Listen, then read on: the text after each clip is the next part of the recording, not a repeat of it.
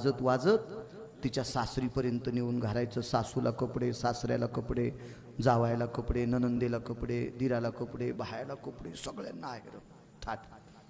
आणि महाराज शिदुऱ्या कशात असायच्या, डब्बे नव्हते ना, मडके होते, गाडगे होते, लाडू करंज्या चकल्या सगळे सगळे त्याच्यात ते मडकेनंच असायचं, गाडगेच असायचे जास्त.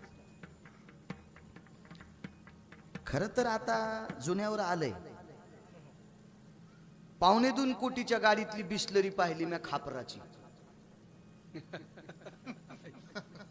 2.25 कोटीच्या गाडीत शिशी कोणती पाहिली पाण्याची, खापराची. जुन्यावर आले माणसं. जुन्यावर जर नाही आलात ना तर 10-5 वर्षानं लवकर मरताल. जुन्यावर यावंच लागल. एका माणसाची तर 6.5 कोटीच्या घरामध्ये वरण गाडग्यात शिजू लागलं. आणि 2-3 पत्रावालीच शिट्या उघडणे सुरू होत्या. 2-3 पत्राच्याच घरात राहते पण शिट्या.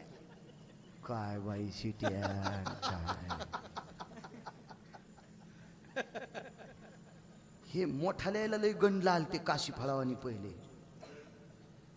कालिदास बुवा हे नवं कोणी आणलं माहितीये का, ह्या पैशावाल्यानंच आणलंय.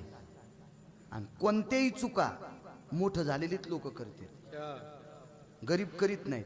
सोपं उत्तर द्या. तुम्हाला गिरगावच्या बाळूची शपथ आहे आणि तुमची बी मला आहे, म्हणजे मी एकटा कसा मरण. माझ्या गोळ्या संपल्यात का तुमच्यासाठी एकटा मरू मी? आणि तुम्ही असेच मीठ लावून मंदिरात ठेवायचे का गाढवायला चाटायला? माझी शपथ तुम्हाला आणि तुमची शपथ मला. गाऊन गरीबाच्या बाईनं आणला का श्रीमंताच्या? सोपा उत्तर सोपं. कोणी आणला गाऊन? तिकडे कशाला बोट करायले तुम्ही? का तुमच्या का गोळ्या संपल्यात का? तुम्हाला सांगता येत नाही का? दुसऱ्याचीच गोळ्या ठोकीता का?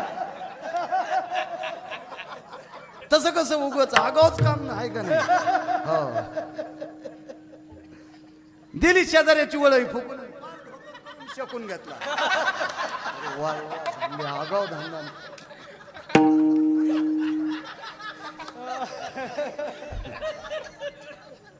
कोण चुका करतय? पैशावाले होऊ नये असं मी म्हणत नाही, पण हेच चुका करते.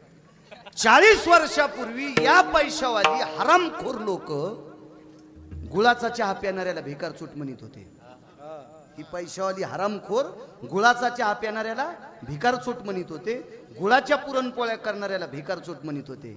आता गुळाच्या चहा पुढे महाराज कोणाच्या गाड्या उभ्या राहिल्यात इमानदारीनं सांगा तुम्हाला. इथे सेंद्रिय गुळाचा चहा भेटेल. आणि त्या चहावाल्याने विचारलं तुला जमीन किती? ते म्हणला गुंठाभर नाही. मग बायकोच्या डोसक्या ऊस लावला होता का तो? गुंठाभर जमीन नाही त्याला. इथे सेंद्रिय गुळाचा चहा भेटेल. मग ऊस कुठं लावला होता? पप्याच्या माईच्या टाळूवर. तरी आपण तिथं जातो का नाही? जुन्यावर आलीत माणसं आली. एक साधं हॉटेल हो, पण गाड्या महारुद्रबुवा तिथं भरपूर.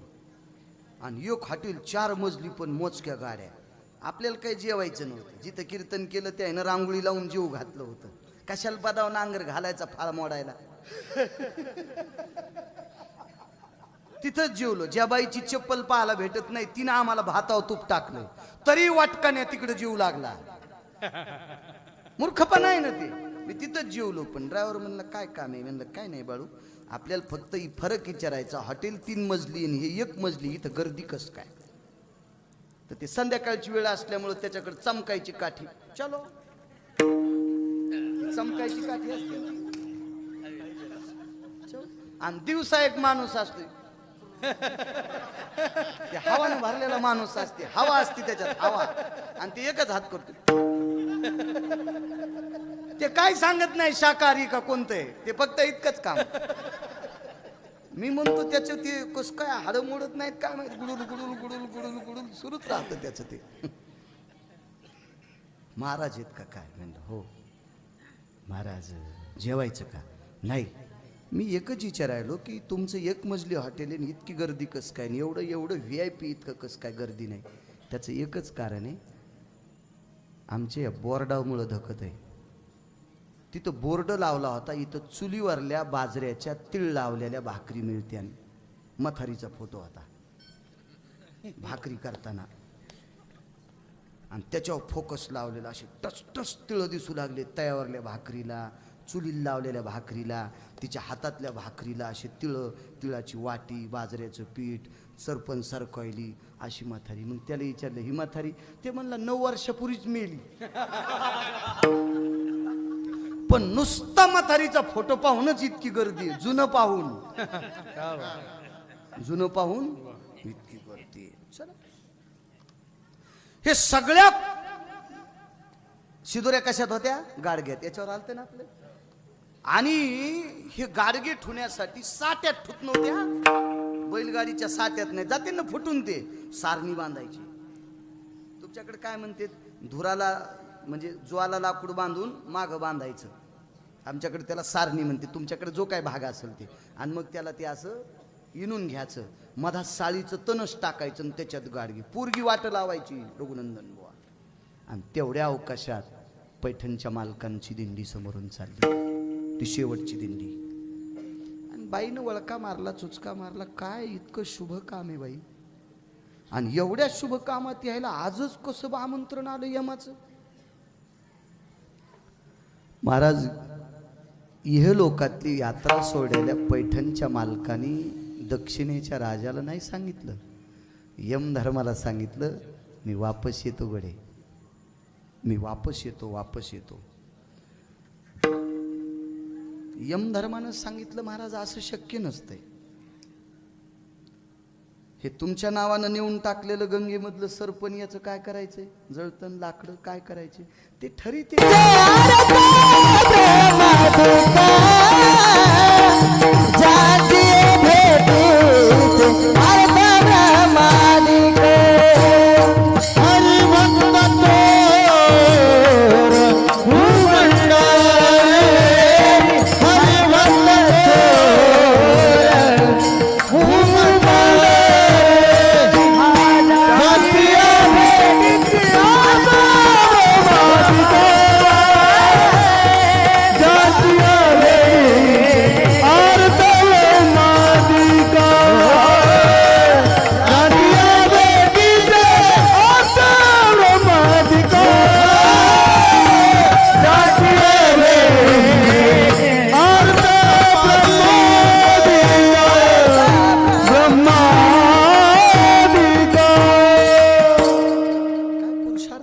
लोकांचा काय दरारा असेल, काय त्यांचा महिमा.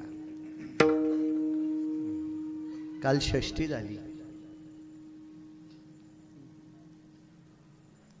पैठणचे मालक म्हणे, चौघांच्या खांद्यावर पैठणच्या मालकांचं पार्थिव आहे. मोठ्यांचं वाक्य सांगतोय, माझी लायकी नाही ती बोलण्याची. आणि अनंत पाप्यांचं पाप धुणारी, ज्याच्या चरणांगुष्टापासून जिचा जन्म आहे, जिचं नाव घेतल्याच्या नंतर सगळी पाप जळून जातात, त्या गोदावरीच्या पात्रामध्ये ते पार्थिव न्यायचं ठरलं. दीपक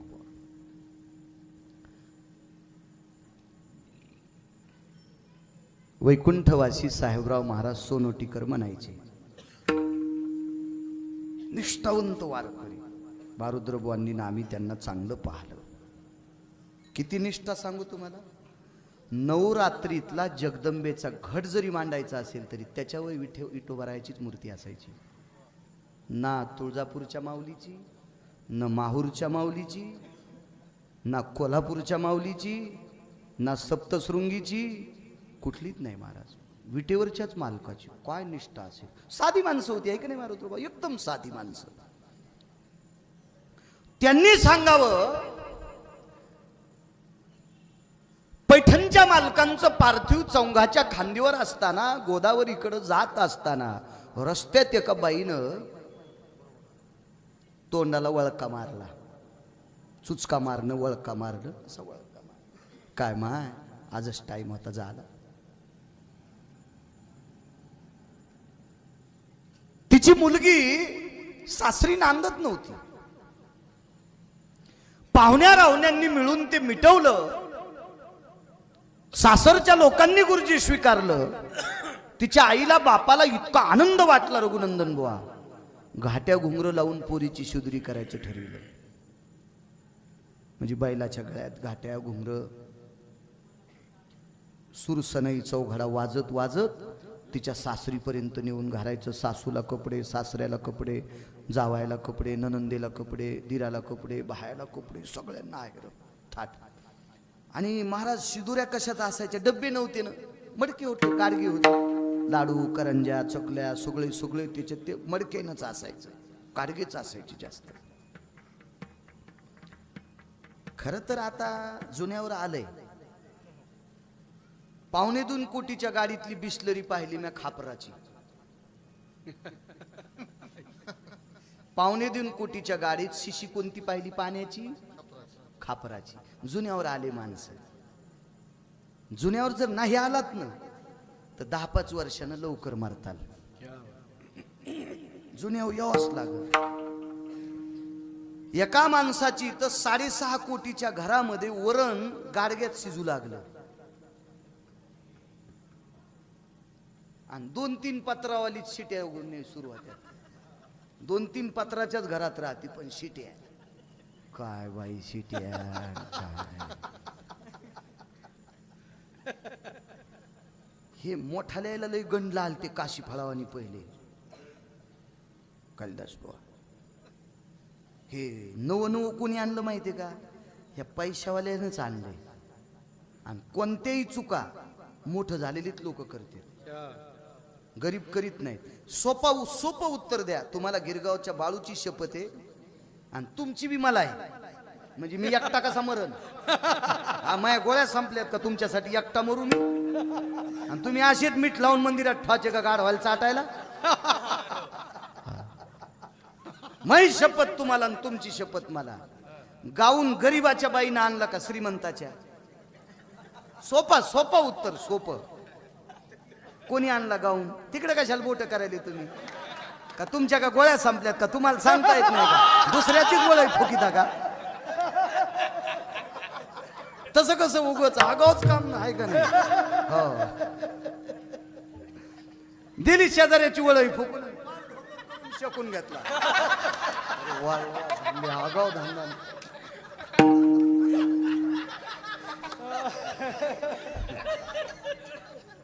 कोण चुका करतंय?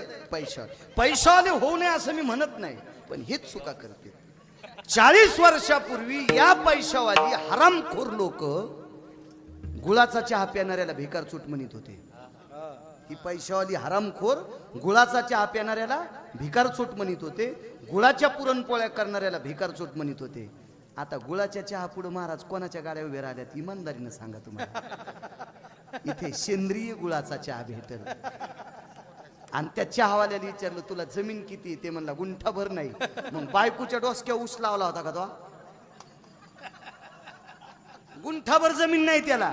इथे सेंद्रिय गुळाचा चहा भेटेल. मग ऊस कुठे लावला होता? पप्याच्या माईच्या टाळूवर. तरी आपण तिथं जातो का नाही? जुन्यावर आलीत माणसं आली. एक साधं हॉटेल हो, पण गाड्या महारुद्रबुवा तिथं भरपूर. आणि एक हॉटेल 4 मजली पण मोजक्या गाड्या. आपल्याला काही जेवायचं नव्हतं. जिथं कीर्तन केलं त्यानं रांगोळी लावून जेव घातलं होतं. कशाला बदाव नांगर घालायचा फाळ मोडायला. तिथंच जेवलो. ज्या बाईची चप्पल पाहायला भेटत नाही तिनं आम्हाला भातावर तूप टाकलं, तरी वाटकाने तिकडे जीव लागला. मूर्खपणा आहे ना ते. मी तिथंच जेवलो. पण ड्रायव्हर म्हणलं काय काम आहे? म्हणलं काय नाही बाळू, आपल्याला फक्त फरक विचारायचा. हॉटेल 3 मजली आणि हे 1 मजली, इथं गर्दी कस काय? तर ते संध्याकाळची वेळ असल्यामुळे त्याच्याकडे चमकायची काठी. चलो, चमकायची काठी असते. आणि दिवसा एक माणूस असतो, हवाने भरलेला माणूस असते. हवा असते त्याच्यात, हवा. आणि ते एकच हात करतो. ते काय सांगत नाही शाकाहारी का कोणतं आहे, ते फक्त इतकंच काम.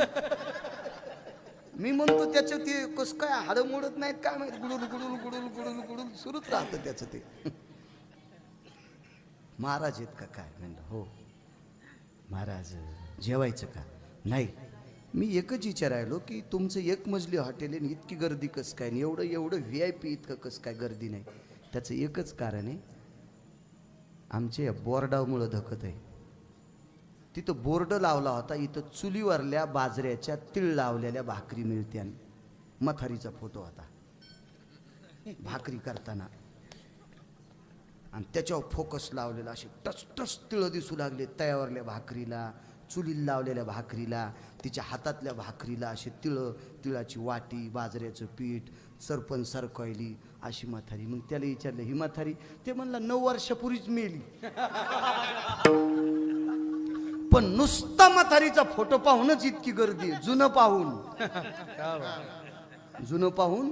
इतकी गर्दी. चला, हे सगळ्या शिदोऱ्या कशात होत्या? गाडग्यात. याच्यावर आलते ना आपले. आणि हे गाडगे ठुण्यासाठी साट्यात ठुत नव्हत्या, बैलगाडीच्या साट्यात नाही, जाते ना फुटून, ते सारणी बांधायची. तुमच्याकडे काय म्हणते? धुराला म्हणजे ज्वाला लाकूड बांधून मागं बांधायचं. आमच्याकडे त्याला सारणी म्हणते. तुमच्याकडे जो काय भाग असेल ते. आणि मग त्याला ते असं इनून घ्यायचं, मधात साळीचं तणस टाकायचं आणि त्याच्यात गाडगी पोरगी वाट लावायची, रघुनंदन बुवा. आणि तेवढ्या अवकाशात पैठणच्या मालकांची दिंडी समोरून चालली, ती शेवटची दिंडी. आणि बाईनं वळका मारला, चुचका मारला, काय इतकं शुभ काम आहे बाई, आणि एवढ्या शुभ कामात यायला आजच कसं आमंत्रण आलं यमाचं? महाराज, इहलोकातली यात्रा सोडलेल्या पैठणच्या मालकांनी दक्षिणेच्या राजाला नाही सांगितलं, यमधर्माला सांगितलं, मी वापस येतो गडे, मी वापस येतो. यमधर्मानं सांगितलं, महाराज असं शक्य नसतंय.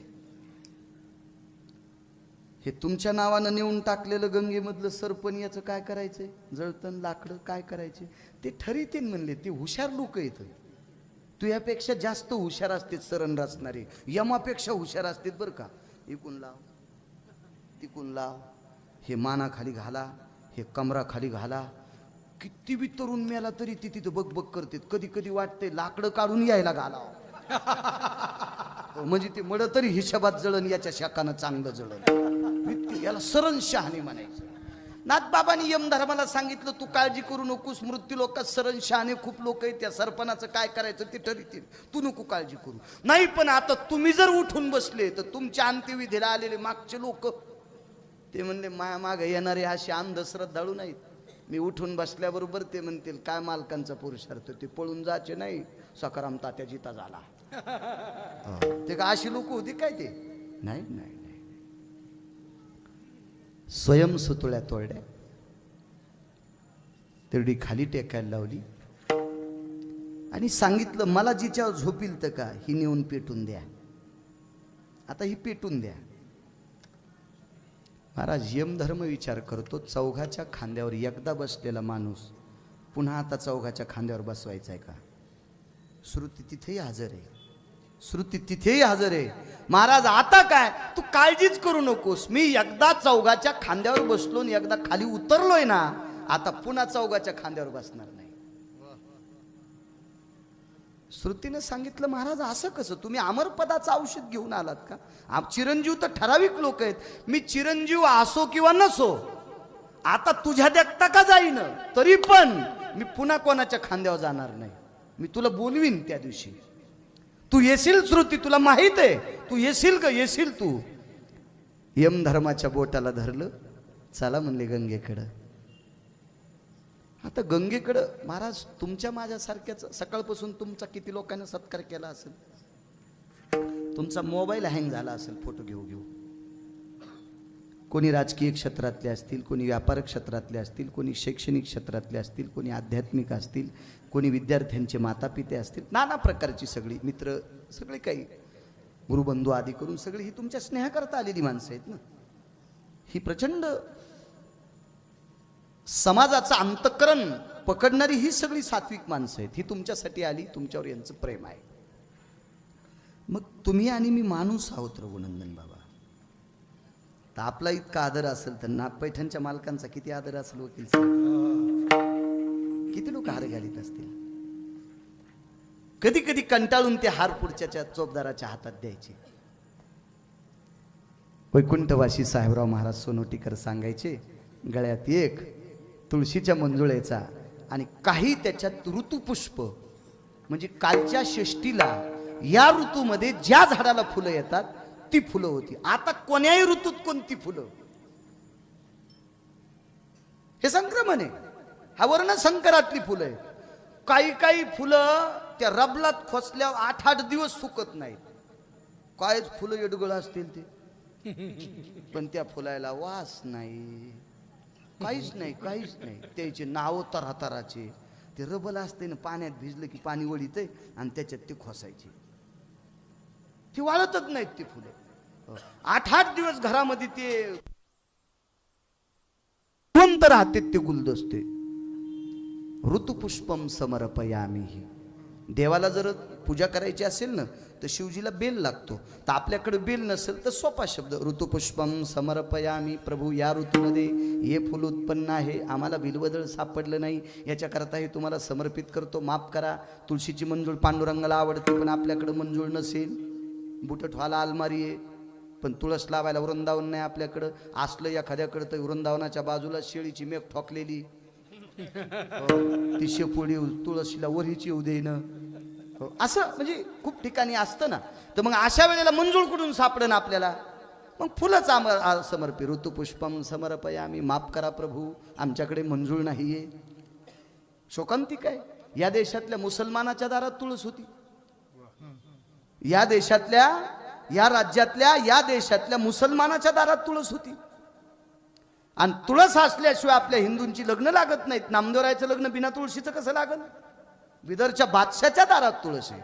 आणि आपण गंध लावणाऱ्याच्या कुळात जर तुळशीचं झाड नसेल तर मला वाटतंय जिच्या दारात तुळस नाही ही महाराजाच्या पाया पडल्यावर महाराज धोतरा सगळं जळून जाईल. आता महाराज जळाल्यावर धोतरालाच किती किस्तू लागत, धोतरही चपक्यात जळण. काय काय कीर्तनाचा पुरुषार्थ आहे? दम नाही भागवतायला, दम नाही रामायणाला, दम नाही शिवपुराणाला. हा, जे चलन का तेच उधळायचं काम करते माणसं. एका सालात हजारो शिवपुराणकार झाले. एका सालात, एकाच वर्षात हजारो. एक जण म्हणला शिवपुराण म्हणलं नाही वा, मी शिकन मग सांगन, मी शिकन मग सांगेन. हो, कारण काय होतंय महाराज, हजारो नालायकानं चांगलं म्हणण्यापेक्षा एका सात्विकानं नाक वाकडं करणं नरकाची गती आहे. आणि हजारो मूर्ख वाईट म्हणू द्या आणि एक विचारवंत म्हणू द्या चांगले, पंढरपुरातल्या मालकाची कृपा झाली समजायचं. विठाला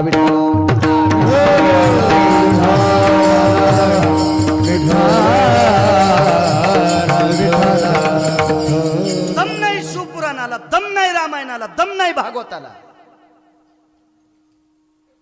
महाराज कोणाला वाटत नाही आपल्याला पैसे नसावं? हातवरी करा बरं. आयसा कोणी दावा हे जया नावडे, कन्यापुत्र घोडे दाराधन, नाही त्या सुटली द्रव्यलोभ माया, भस्मदंड छाया तरुवराची. नाही महाराज, प्रत्येकाला आवडत आहे. याला भांडायचं कधी बी, याला भांडायचं. अन्नमान धन हे तो परा, याला भांडायचं, याला भांडायचं. तुम्ही काही केल्यानं श्रीमंत होऊ शकत नाही. वाघुरीचं साड कलय, वाघूर कळती ना, वाघुरीत शिकाऱ्यानं वाघूर लावली आणि हरण अडकलं. बरे, हरण किती झटके दिल्यावर सुटन? हे जितके जास्त झटके देईल का तितकं ती दोरी त्याला आवळती, तितकी दोरी त्याला आवळती. आपण जितका आगावपणा केला तितका आपण भिकारचोट होऊ शकतो, तितका आपण भिकारचोट होऊ शकतो. मला सांगा, आम्हाला ना किती पोते उचलल्यावर आडत दुकानदार होईल?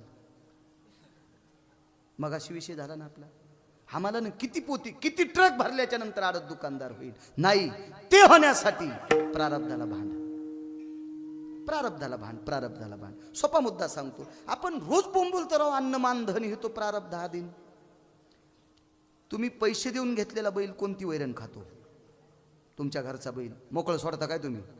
तुम्ही म्हणता का मी महारुद्र महाराज पवार आहे, मी कीर्तन करतो, मला चांगलं गाता येतंय, आमचा बैल बाळू महाराजाची मका खाईल, एकदा सहन करीन, मी सहन करीन, येऊ द्या ह्या बोच्या रानात.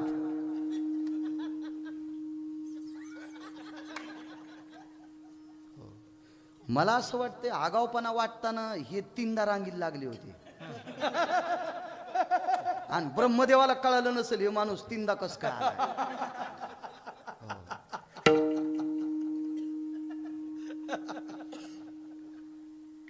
हे आमचं डबकं 24 तासात 1.5 ते 2.25 तास उघडत आहे. 1.5 ते 2.25 तास याच्यानंतर उघडं दाखवायचं.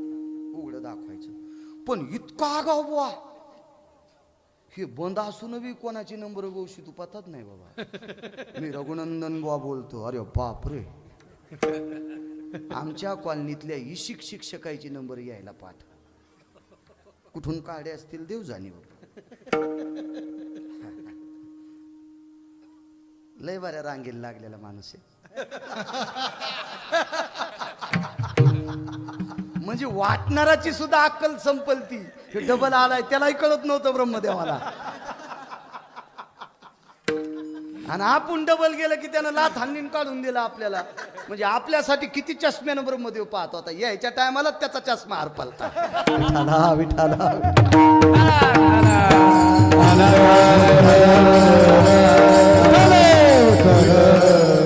आपण घेतलेली बैल आपली मका खातात वकील साहेब. देवाला सोडायला कठाळ्या. मग तुमची घेतलेली बैल श्रीमंत का देवाचा कठाळ्या श्रीमंत. मग काही कठाळे असते. कोणीकडची कोणीकडे लाई जाऊ नका. उग यालाची बेलाला आणि शिमग्याच्या तेलाला. नशिबाला भांडायचं. नशिबाला भांडायचं. चला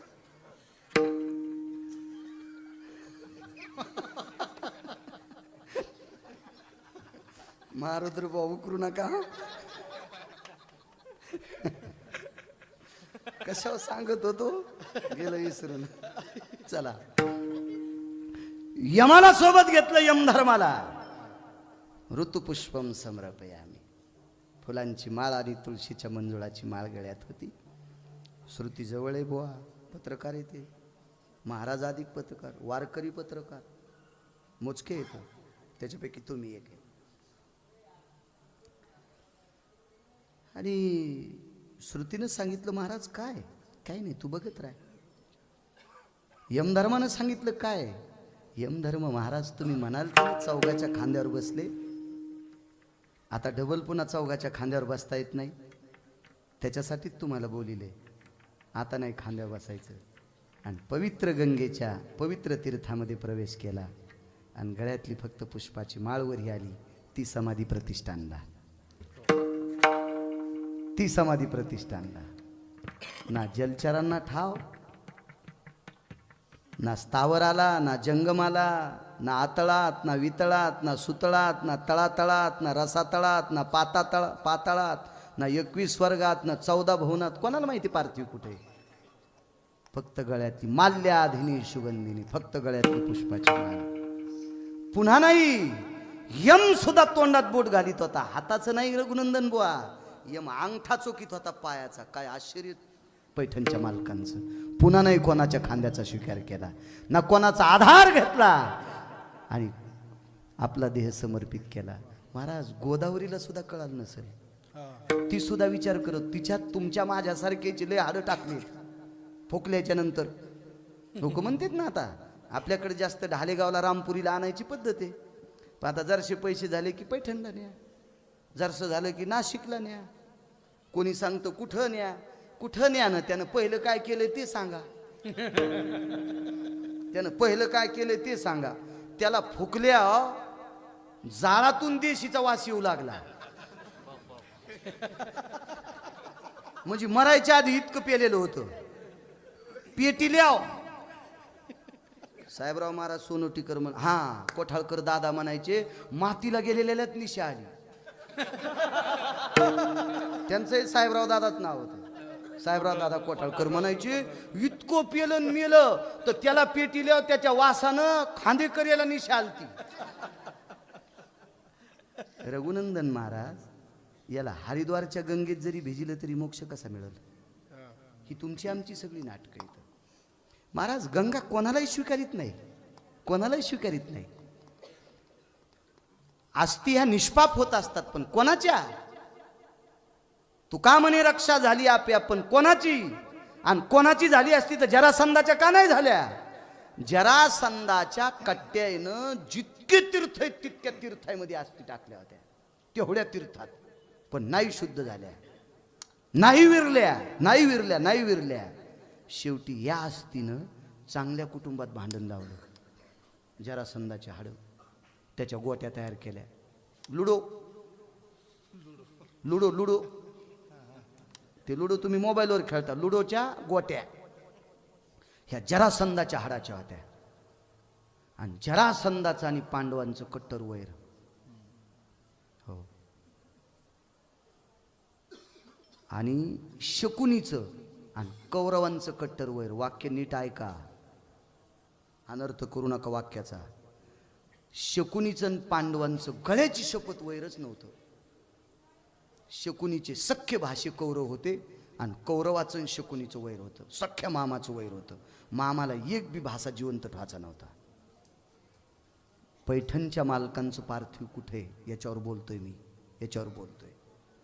महाराज गंगेला विचारणारी लोक नसतील कोणी? गोदावरी मातेला विचारलं नसेल कालिदास बुवा कुठे आहेत, कुठे आहेत म्हणून? महाराज गंगा सुद्धा निरुत्तरित आहे, तिच्याकडे सुद्धा उत्तर नाही.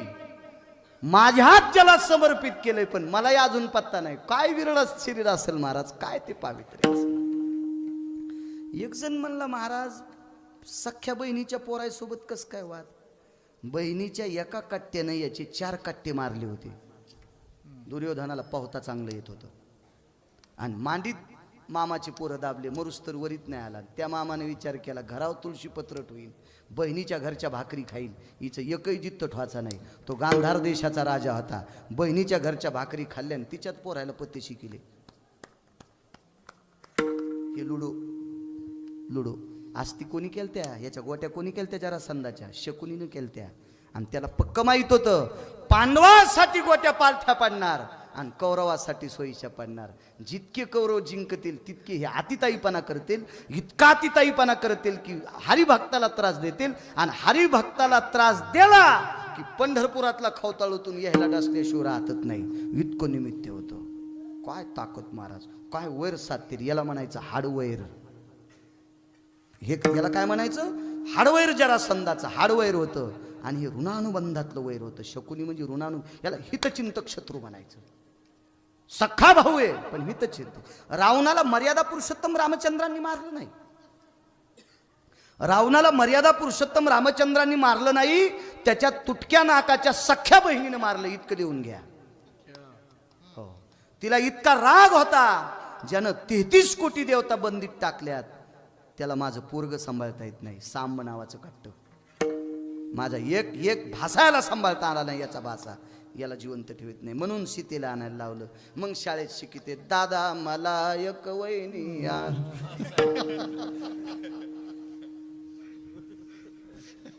ती वहिनी आणायला लावल्यावर हिच्या दादाचा सत्यानाश झाला त्या तुटलेल्या नाकाचीनं. हिला 80,000 वहिनी होत्या पहिल्याच.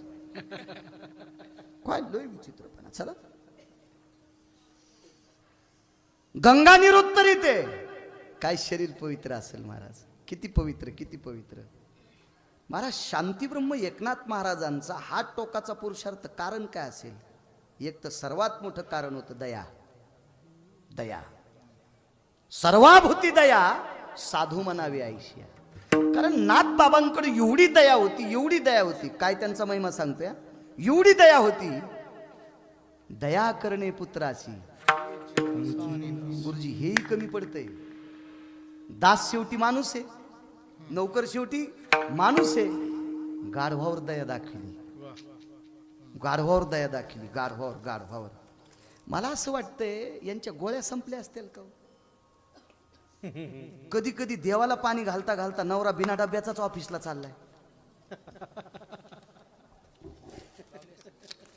बर शिकीला यायला कोणी ते भंगीर आहे ना, यायला चांगल्यांचं कुठं आवडत. देवाला पाणी घालायचं 700 वर्षापूर्वी नामदेवराने सांगितलं होतं. एक पसा पाणी एक बिलवदळ. 700 वर्षापूर्वी नामदेवराने सांगितलं. ते कुठं ऐकलं यांनी? नाही ऐकलं. कारण ते पचण्यासाठी डोकं लय सुपर लागते. डोकं लय सुपर लागते. तुम्हाला एक सांगू का, पोट जर दुखत असेल ना तर तज्ञ डॉक्टरनं दिलेल्या गोळ्या पचण्यासाठी आपलं शरीर सुद्धा तितक्या पात्रतेचं पाहिजे. ज्याला गोळ्या त्याला काय म्हणते सूट होत नाहीत, इंग्रजी शब्द आहे ना, हा, त्या गोळ्याचा साईड इफेक्ट व्हायला की ती गोळीच खाल जमत नाही. गोळी खाल्ली की अंग पोट तर लांबच राहिलं, तिसरंच झालं, अंगच गोदड्यावानी झालं. हो, मग ह्या गोळ्या घेण्यासाठी शरीरात लायकी लागती, तर ते पचण्यासाठी डोकं किती पवित्र लागेल महाराज, किती किती तादात्म्य लागेल. शांतीब्रह्म एकनाथ महाराजांची दृष्टी इतकी गोड होती की गाढवात हरिपंडित पुत्रा हर्ष नातुये एवढाच पुरावा ऐकवाच तुमच्या अभिष्ट चिंतन सोहळ्याच्या दिवशी. कारण या सगळ्या संतांची कृपा तुमच्यावर हो आणि या संतांचं चरित्र सांगणारे तुमच्या हाताखाली शिकत राहो, ही विटेवरच्या मालकाच्या चरणी प्रार्थना. एक सांगू का तुम्हाला, नाही काही सांगता आलं तर आपली संत जरी कीर्तनात सांगितली तरी काम झालं. आपली संत ज्ञानोबराय, तुकोबराय, नामदेवराय, चोखोबराय, नाथबाबा, सावता महाराज, गोरोबा काका जरी कीर्तनात सांगितले उद्या यांनी, तर या देशातली, या महाराष्ट्र राज्यातली संत इतके अधिकारी होते की देवाला कामाला लावायची व्याप्ती ताकद त्यांच्यात होती. इतकं जरी पुढच्या पिढीला कळालं तरी बस झालं. आणि ते तुमच्याकडनं विद्यार्थी रघुनंदन महाराज घडावा ही आम्हाला अपेक्षा आहे. काय विटेवरच्या मालकाचा, काशीतल्या मालकाचा नामाचा प्रचार करावा यांनी, एवढी घडावा.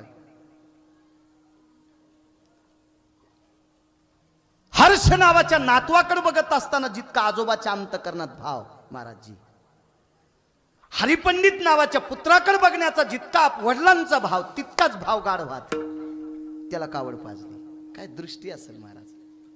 आणि सगळ्यात घातक काय असेल, अतकरे गुरुजी ते डोळे येतात. म्हणून तर मी 27 वर्षापूर्वी कर्मकांड करायचो तर पाठील पाणी लावा वकील साहेब कधीच म्हणत नव्हतो.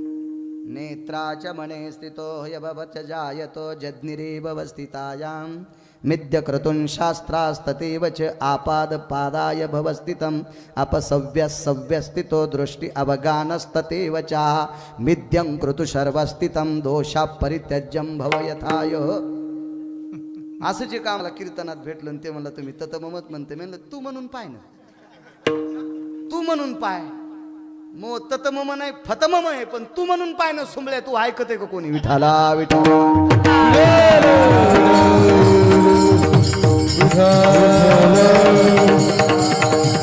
काय माणसं बोलतील, काय घेणं देणंच ना त्याला, काय विषय. माझं एक मत आहे, जाऊ द्या. पैठणच्या मालका इतकी आणि देहूतल्या मालका इतकी, आळंदीतल्या मालका इतकी, काका इतकी दृष्टी जरी नसेल तर इतकी तर दृष्टी ठेवा ना. घोड्याला घोडं म्हणायची. घोडं हे ना दिसतंय ना तुम्हाला, मग घोड्याला घोडं म्हणायपुरती तर दृष्टी ठेवा ना. आपल्या पाहुण्याच्या गध्याला घोडं म्हणतो आणि शत्रूच्या घोड्याला नाही, आपल्या पाहुण्याच्या गध्याला घोडं म्हणतो आणि शत्रूच्या घोड्याला गध म्हणतो. किती नंबर 1चा गधा असं नेऊ. कधीतरी चांगलं म्हणायचं शिका, इतकी तरी दृष्टीत भाव ठेवा.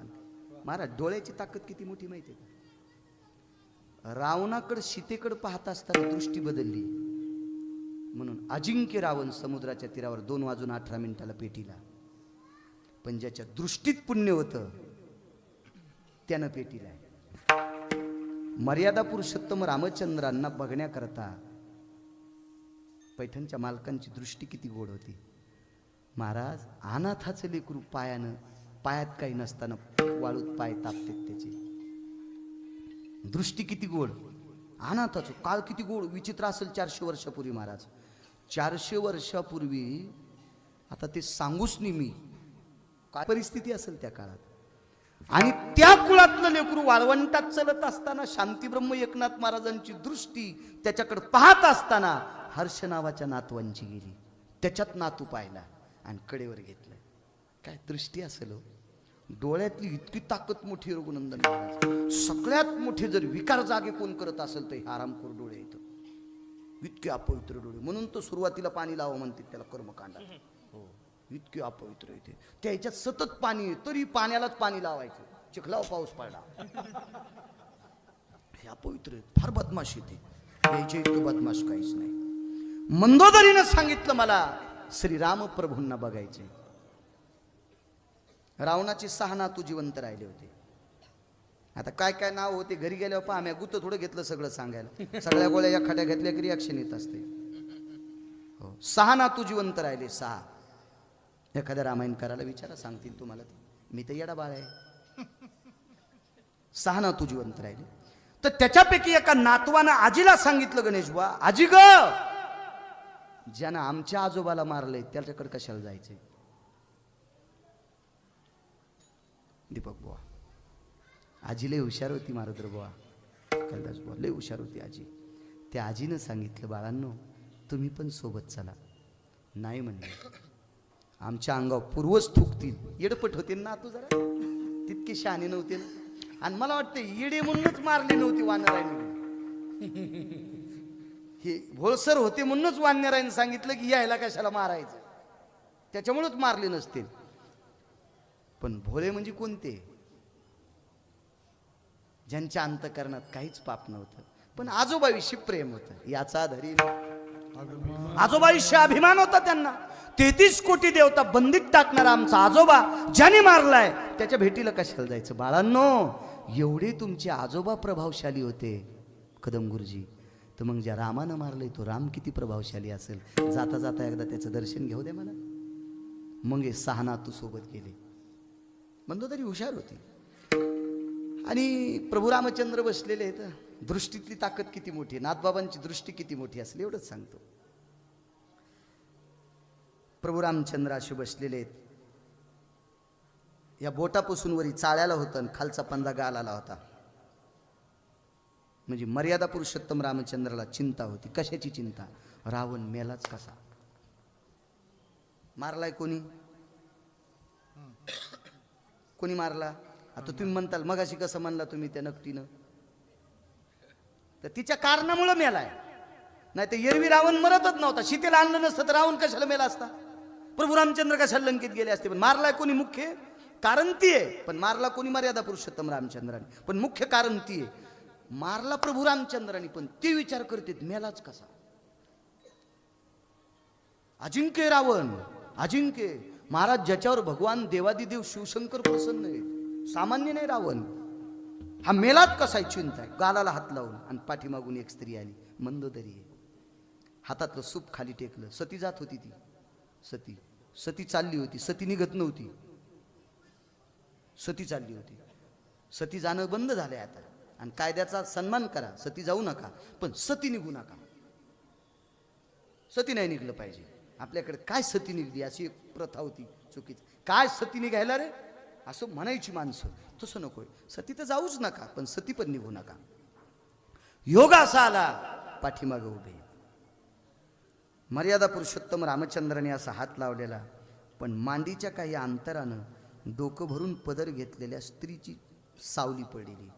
कारण मंदोदरी जी लुगडं नेसत होती का, त्या लुगड्याला दुकानातूनच पदर होता.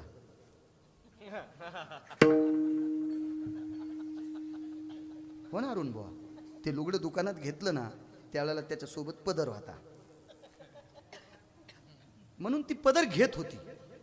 त्या लुगड्याला दुकानातूनच पदर होता. डोकं भरून पदर घेतलेल्या स्त्रीची सावली पडली. दृष्टीतली ताकद सांगायलो. पैठणच्या मालकाची दृष्टी किती गोड आहे. सावली पडल्याबरोबर कपाळाचा चिंताजनक हात काढला दीपक बुवा, आणि त्या सावलीला बघून कपाळ मातीवर टेकलंय. मंदोदरी निघाली. मंदोदरीनं पाठीमागून नमस्कार केला, निघली. ही स्त्री आपल्या पाया पडली. प्रभू रामचंद्राला कशावरून कळालं? कारण ती बांगड्या घालीत होती. बांगड्या खालीवरी झाल्या की हातातल्या वाजवतात. ती घालीत होती बांगड्या. घातल्या पाहिजे कोण्या बाईनं बांगड्या घालावा. निदान जी कीर्तनाला येते का तिनं तरी बांगड्या घालावा. आणि कंटाळाच आला तर कधी कधी आठवडाभर पप्याच्या बापाला घालावा.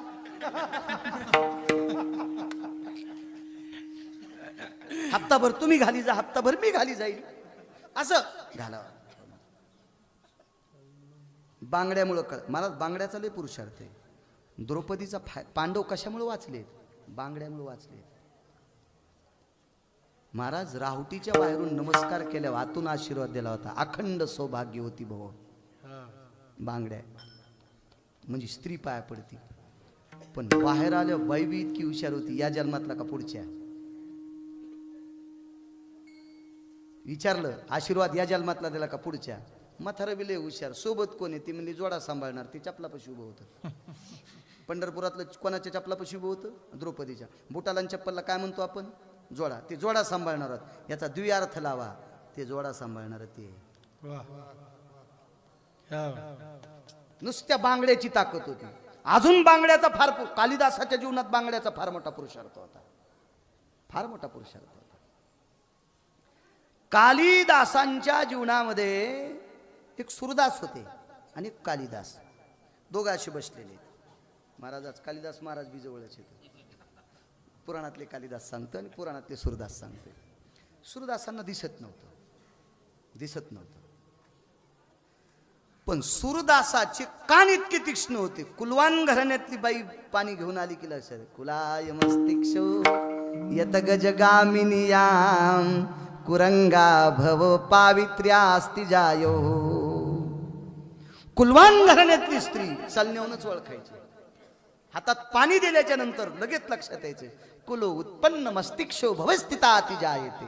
काय सूरदासा भय व्याख्या, काय पुरुषार्थी व्यक्ती असेल की जी पाणी देत असताना काकणं किती वाजावा, चालत असताना गजगामिनीयाम कुरंगा भयस्त्यु उंठाम पद गजगामिनीयाम. हत्ती कसा मस्तीत चलतो, महिमेत चलतो, अशा अवस्थेत कुलवान स्त्री चलत असते. काय ताकद असते सर्वान इंद्रियामध्ये, किती मोठी ताकद. बांगड्यानं कळाली, दर्शन घेतलं, मागं फिरून पाहिलं. माय ती नाही मागं फिरली, तिने प्रभू रामचंद्राकडे पाठ केली, ती रघुनंदन बुवा. माय म्हणून पाठ तोंड केलं, माय जी प्रभू माझ्याकडे आलतीस माय. हो, एक काम घेऊन आले, काम संपलं प्रभू. काय काम होतं, झालं माझं काम. मला कळेल, वापस पाहिलंच नाही बुवा. विश्वाच्या बापाकडे पाठचे आणि तिकडं मालकाच्या प्रेताकडे तोंड करून सांगते, माझं एकच काम होतं, एवढी माझी पती पुरुषार्थी असताना तुम्ही त्यांना मारले, म्हणजे माझ्या मालकापेक्षा तुमच्याकडे काय शिल्लक आहे. मग कळालं, हो कळालं मला. काय कळालं, तुमच्याकडे एकच शिल्लक आहे, तुम्ही परस्त्रीची सावली दिसल्यावर पण नमस्कार करतात. परस्त्रीची सावली दिसल्यावर सुद्धा तुम्ही नमस्कार करताल, तर परस्त्री चेतन दिसल्यावर किती नमस्कार करताल. ही दृष्टीतली ताकद होती महाराज. ती दृष्टी पैठणच्या मालकांची होती, ती दृष्टी देहूतल्या मालकाची होती. जाई हो तो माते, काय ताकद पैठणच्या मालकांच्या जीवनात, काय दृष्टी महाराज. अनाथाचं लेकरू आपलं वाटावं, पाण्या वाचून तळमळणारं गाढव आपलं वाटावं, त्याच्यातलाही प्राण देव वाटावा. महाराज तो पिंड कुठे गेलाय, गोदावरी सुद्धा निरुत्तरित आहे, तिच्याकडे सुद्धा उत्तर नाही. ती पाप क्षालन हितार्थायाम. केवढंही मोठं पाप धुण्याची ताकद जिच्यात आहे, पण तिला त्या शरीराचा पत्ता नाही. काय अवसर, यम धर्माची काय कथा आहे गुरुजी, काय कथा आहे गुरुजी. त्या पैठणच्या मालकांनी पुन्हा कोणाचा खांदा स्वीकारला नाही, म्हणून मालक पहिल्या कडव्यात म्हणतात, महिमा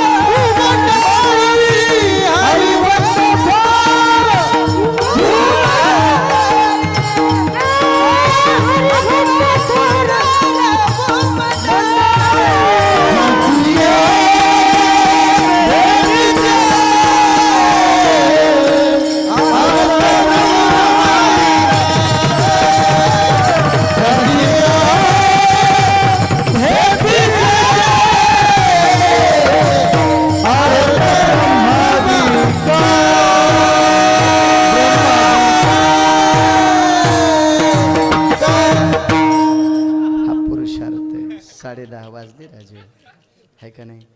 मापात पाप नसावा, आहे का नाही? 10:30 वाजले, 8 ते 10 असावा. या देशातले संत किती मोठे आहेत सांगू? तुम्ही गंध लावणारे महाराजाच्या पाया पडताल, काय नवलाची गोष्ट नाही. या देशातले मुसलमान सुद्धा वारकऱ्यांच्या पुढे झुकत होते.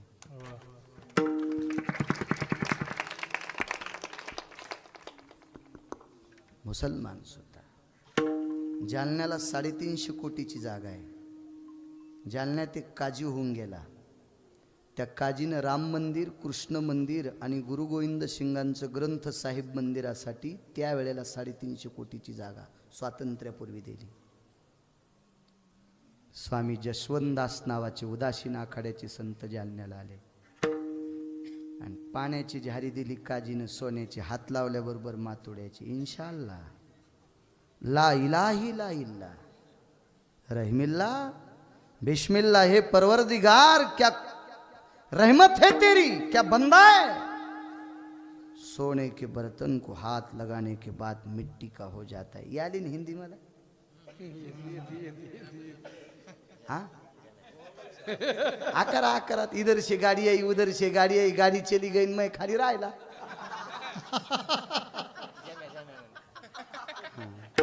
मला मराठी चांगली येते ना, काय गरज घरच्याचा इटन शेजाऱ्याचा भांगणीत, मला करायचं काय त्याच्यावर. जिला गौऱ्या लावता येत नाही ती म्हणली मी धिरडे करीते, राव दी म्हणलं मंजुळा. पिठल्यातले गोळे फुटणत म्हणली मी बासुंदी करते. मी म्हणलं तसंच पेतोत मुकाट्या बच्चे तुरा. तुला पिठल्यातले गोळे फुटणत आणि बासुंदी कसं. मला मराठी येते ना, काय करायचं हिंदीहून. सोन्याच्या झारीची मातोड्याची केली. मांसाहार पुढं टेकला. ऋतुपुष्पम प्राप्तिरस्तु, फुलं तयार झाले. ले लो महात्माजी. काय के वास्ते, ये तो मंदिर नाही, कोई मूर्त नाही, काय के वास्ते फुल होणार. ले लो बोले जगो. काठी फिरिल्याबरोबर त्या काठीच्या रेघेच्या आत जितकी जागा होती तितकी देऊन टाकली.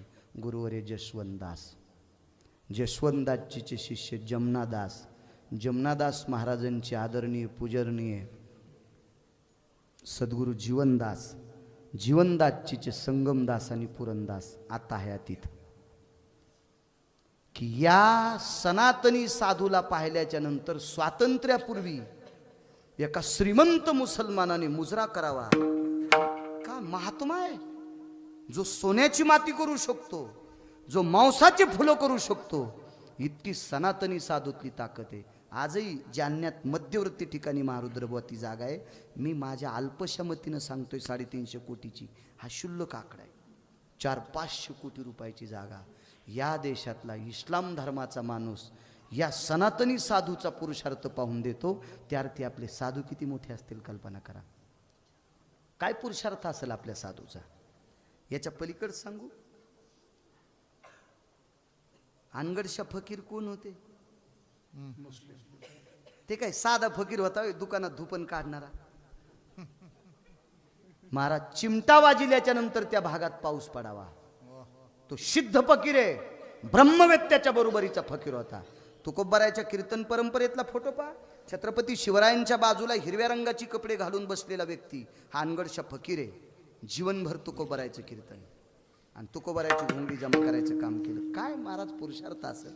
ज्याच्या कटोऱ्यामध्ये 350 पोते गहू टाकल्यावर भरत नाही आणि तुकोबारायच्या मुलीनं पिठाचे कण टाकल्यावर भरत आहे. त्यावरती तुकोबारायचं कुटुंब किती अधिकारी. आणि 350 क्विंटल गहू टाकल्यावर कटोरं भरत नाही. त्यावरती अनगडशा फकीर किती अधिकारी. सिद्ध फकीर होता. पण त्याही फकीरानं तुकोबारायला मानावं. त्यावरती सनातनी संस्कृती किती मोठी आहे. हा वारकरी संप्रदाय किती मोठा आहे. काय त्यांचा महिमा. आणि त्या संप्रदायाचे प्रचारक तयार करण्याचं काम, त्या संप्रदायाचं नाव, त्या संप्रदायाचं बीज हेच आम्हा करणे काम. बीज वाढवावे नाम. या नामाचं बीज वाढवणारी शाखा, नामाचं बीज वाढवणारं केंद्र, नामाचं बीज वाढवणारी फॅक्टरी, नामाचं बीज वाढवणारी कंपनी, नामाचं बीज वाढवणारी ही शाळा तुम्ही चालवता. आणि त्या प्रभूचं नाव उंच करण्याची शाळा तुम्ही चालवता, ही संस्था चालवता. आणि म्हणून त्या संस्था चालकाला रघुनंदन महाराज पुजारी यांना उदंड आयुष्य लाभो आणि सदृढ लाभो. धर्मकार्य करण्यामध्ये तुमचा मोठा वाटा राहो आणि ते सदृढ आयुष्य माझ्या काकांच्या कृपेने गोरोबा काकांच्या कृपेने, विटेवरच्या मालकाच्या, काशीतल्या मालकांच्या कृपेने तुम्हाला प्राप्त हो. उपस्थित सर्व महाराज मंडळी, श्रोते मंडळीला प्रणाम करतो. ज्यांचा मृदंग ऐकायला गोड वाटत होतं. आता कधी कधी काय होतं माहिती आहे का, हे मशीन तंत्रज्ञान आहे. एखाद्या वेळेस त्यांना वाटत नाही, कोण्या पैलवानाला वाटतं मी पडावा, कोणाला वाटतं गुरुजी मी जिंकावं, ते बिचारे प्रयत्न करतात, पण होतं कमी. आधी कसं होतंय, उधाळताना वाऱ्याच्या हिशोबानं टिव्हा लावा लागतो. तुमच्याकडे टिव्हा म्हणत का काय, ते 3 पायाचं उफणायचं. आमच्याकडे टिव्हा म्हणत होते. ते लाकडं वरी फाळी, तिला 3 छिद्र 3 लाकडं अशी तिरपट असायची. हो, आणि वरून खालून भरून देणारा हात हाणणारी, तिकून भूस जाते, तिकून बसली, भुसातच गेली.